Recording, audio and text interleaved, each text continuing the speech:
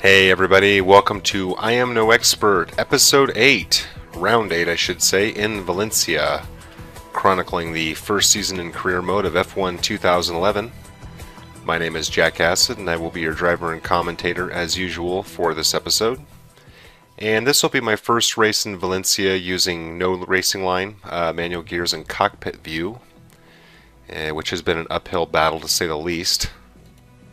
I actually have mixed feelings about this track. It's pretty fun. Not always fun to watch on TV, but reasonably fun to race. As you can see, my team objective is to finish 6th.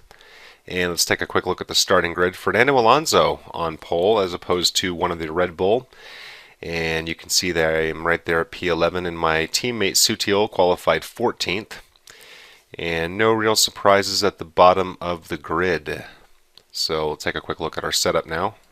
Yeah, I believe that starting next year they're going to start alternating Catalonia and Valencia. There's only going to be one Spanish Grand Prix, and I'm personally in favor of that. I know that Catalonia's got a long storied history, but you know, the fact that the pole sitter or second place has won the race the last, I don't know, several years. I don't know. They're just, neither track is especially fun to watch in terms of overtakes and you know, a lot of change-ups. So it'll be nice to see them alternate that. I'd like to see Turkey back on the calendar personally. And some decisions. I could start on the options, but running P11, I'm going to roll the dice a little bit and go ahead and start on the primes. And we'll see if that benefits me in any way, shape, or form. I like having the options at the end of the race personally, and if I qualify outside the top 10, I usually do that, but it also depends on the condition of my tires and you know how difficult qualifying was in terms of tire wear. So some good news for the team. I finished 5th in Montreal, which is my best result of the year. It was a race that I was actually hoping that I could win. I typically win Montreal. Pretty slow track. I think that's true for most people's experience. But given my change in difficulty, it's not too surprising I didn't win. So let's see what happens here. Very close with Heidfeld, now racing with Schumacher. And Schumacher and Button make a slight contact with Button, trying to get around that very tricky... Oh, more contact with Button. And now let's see if I can take advantage of the very sharp left turn here. Yes, able to get around Button.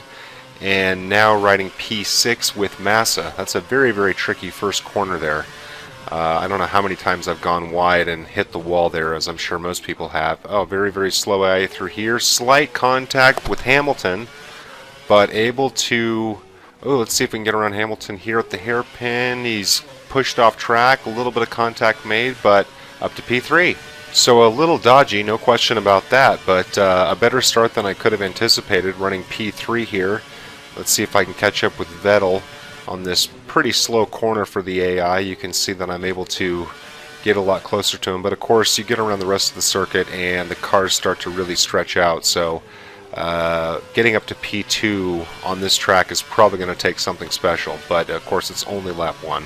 And of course, even though I'm running P3, that doesn't make me the fastest car on the track. You can see Hamilton charging very hard, and as long as I don't go wide on this hairpin here, able to keep him behind me for now. I love this little series of corners. These are a lot of fun, those little sweep corners.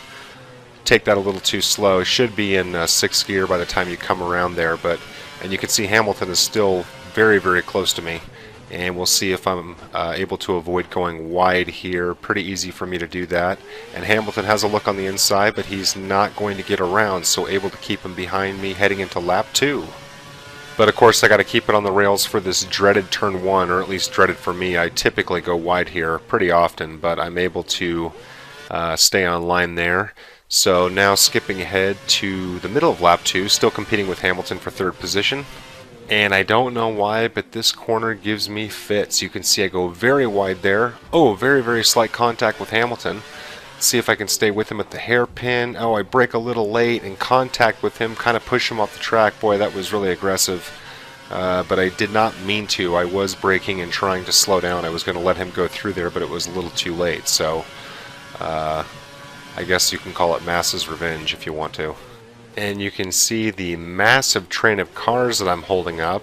Hard to count how many there are, but there's a lot. I'm basically holding up the entire field, but hopefully we can expand that out as the race goes on. Now skipping ahead to lap 5, and I've done nothing to improve the gap to Hamilton, but that's okay. I've grinded out a few laps, so that can only help. Hopefully I can ride this out until the pit stops, even if I am holding up the field.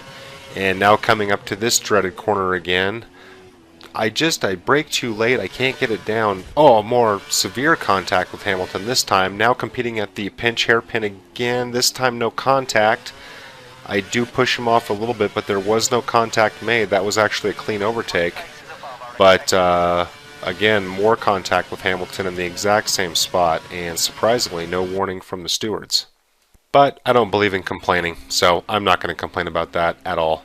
Was actually able to lose Hamilton finally in the first round of pit stops, because remember I did start on the prime, so I am staying out a little bit longer, and now I'm trying to stay ahead of Weber, and I'm able to do that.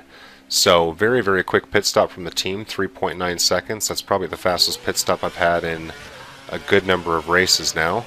And to my amazement, here I am running P3, so this is my opportunity for my first podium if I can keep it on track. Oh, contact with the wall, just like I had been worried about the entire race, but no significant damage done. Thankfully, I am out on these cold tires, so a lot of understeer, and that's not going to stop Weber from just absolutely breathing down my neck, so it's going to be up to me to try and stay ahead of him, and looky where we are, able to keep it a little more on line, but still go a little bit wide, but this time no incident, finally able to get through it cleanly, and stay ahead of Weber for the time being anyway.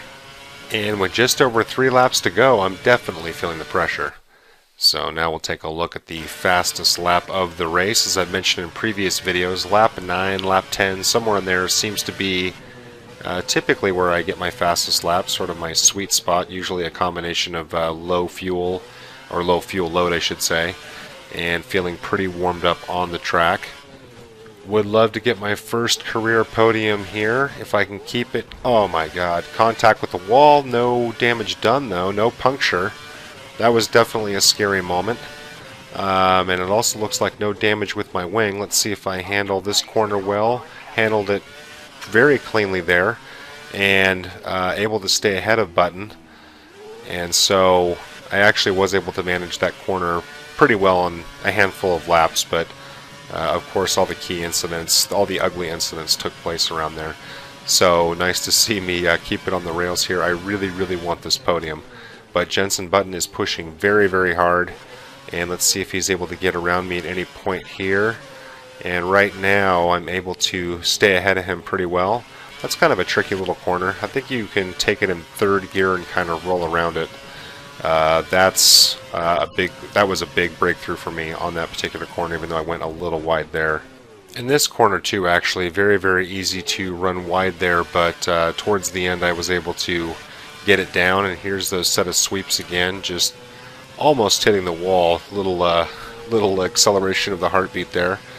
And like I mentioned earlier, off and on have problems with this little hairpin at the very end. Jensen takes a look, and he's right with me, but I am able to stay ahead of him. So now we're heading into the final 2 laps, and this is what it all comes down to. This is what I've been racing all season for, and because I've struggled with pressure, I am concerned that something's going to go wrong. And this is a perfect opportunity for something to go wrong. Got to compete with the back markers.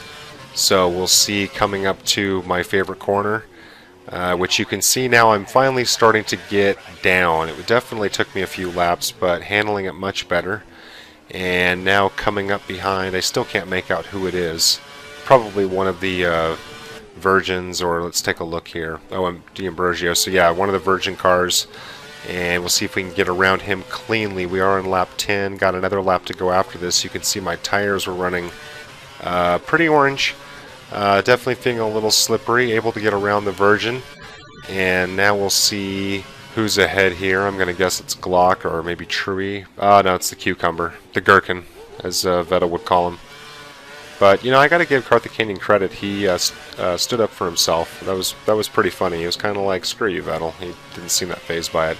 And very narrow gap there, but I'm able to get around the HRT. And now skipping ahead to the end of lap 11, I've got the podium in sight, going wide here, and my tires are well off. And I am definitely clenching the steering wheel with great fervor at this point. So much so that you can see I actually have failed to turn up my fuel mix for the last lap, which is pretty much a staple tactic as long as you've got a plus lap to go. And still didn't quite get around to gear 6 on that last turn, but I was doing that off and on throughout the race. And so here we go. As long as I don't go wide, I'm going to take it very slow. You can see just how tepid I am coming around that last corner. But there we have it. Alonso finishing right ahead of me, and my first podium of my F1 career, at least on this save file, of course. And the first podium for the team this year. Fastest lap of just over 1:42. And truth be known, I don't finish that high at Valencia very often, so that's a pleasant surprise. Taking a look at the finishing results, Vettel winning the race and Alonso right behind him. And you can see Hamilton finished just behind me. Sutio, my teammate, only gained, it looks like, 1 position. I believe he started 14th, so that's a little disappointing for the team. And looks like every car was able to finish, so that's good news, at least for the budget side of things. So I'm going to leave you with some highlights here. In the next episode, we'll be heading to Great Britain, to Silverstone, and that will be race 9, so pretty much the midway point of the season. I'm sure the team's pretty happy with where things stand right now. Having a hard time imagining myself competing for a title unless I can start winning some races here. But that remains to be seen. That probably will not happen at Silverstone. I don't traditionally race very well there, so we'll have to wait and see. So thanks again for watching, everybody, and I'll see you next time.